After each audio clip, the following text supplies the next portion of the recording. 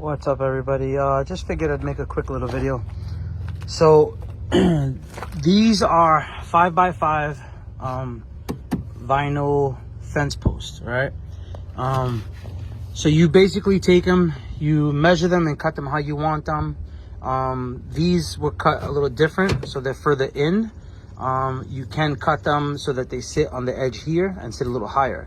Obviously, the further back they are in, the more they can fit in here because they'll go to the ends. Now, the one thing that you have to do with these when you cut them is that you need wood, right? So you're gonna need wood that's 2x2 all around, and then you want to go from this end of the box all the way from that end to that end on the bottom so that these can sit on them. And then as you see here, like it's just below the edge here. All right, and then it'll sit like that so you can get the skates in and out.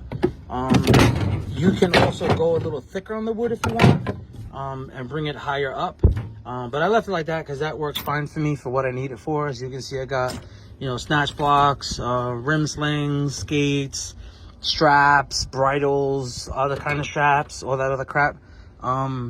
So it works out great. And then over here, I think I left these out so I can just keep these straps in here. Then the air hose on the top. So you can, like before I had it all the way stacked up top. But then I figured like this, it's more like a shelf up top. So you got the air line right there, which the connection is in the corner right there in the back. You got the air line, you know, you got your hammer. You can put other stuff up on here. And that's basically it, you know. So like I said, you can get them at Lowe's, Home Depot. Sometimes you can find them at like thrift stores or like other places that have like a bunch of bulk stuff that they bought out and then they sell them there. So with this, you probably need like 2 or 3 depending on the size of your box or how many boxes you're gonna do.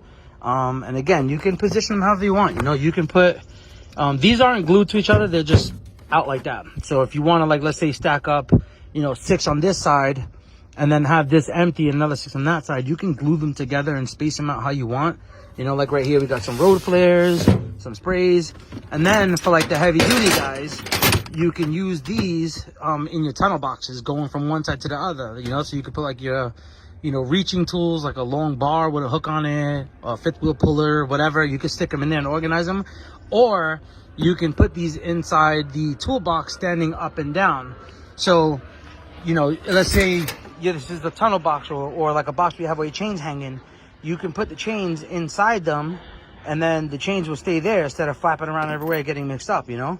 And then you can take the hook and you can hook it like this. So imagine if this was standing up and down, right, and you drop a chain in it, you can put the hooks there. So you can put a few chains to each side, you know. But yeah, there's a few different things you can do with them, set them up. I had them like really organized one time, but you know, people use different trucks and unfortunately shit, people don't put things back the right way. So like I said, you know, you got 2 of these straps here, 2 yellow straps. I think that's another green strap down there. And then you have like these straps here. So you got the strap with like the cluster on them, you know, but it just keeps everything nice and organized. You got a hammer over there, a couple of wheeler straps there.